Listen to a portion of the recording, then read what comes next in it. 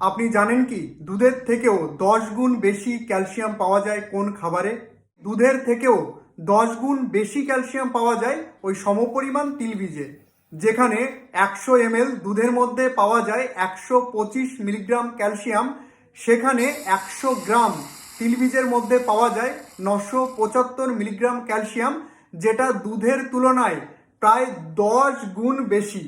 আপনারা শুকনো খোলায় তিলবীজটাকে হালকা করে ভেজে নিয়ে যে কোনো খাবারের উপর ছড়িয়ে খেতে পারেন, অথবা শুকনো খোলায় ভাজা তিলবীজটাকে গুঁড়ো করে আপনারা রাত্রেবেলা 1 চামচ করে দুধের সঙ্গে মিশিয়েও খেতে পারেন। ক্যালসিয়াম ছাড়াও তিলবীজের মধ্যে প্রচুর পরিমাণে আয়রন, পটাশিয়াম এবং ম্যাগনেসিয়াম থাকে। আপনারা প্রত্যেক দিন সকালবেলা 1 গ্লাস অথবা রাত্রেবেলা শুতে যাওয়ার অন্তত 1 ঘন্টা আগে 1 গ্লাস করে খেতে পারেন। এবং আপনারা যদি কিছুদিন এটা কন্টিনিউ করেন, দেখবেন আস্তে আস্তে আপনাদের শরীরের বিভিন্ন জয়েন্টে যে ব্যথাটা রয়েছে সেটা কমতে শুরু করবে।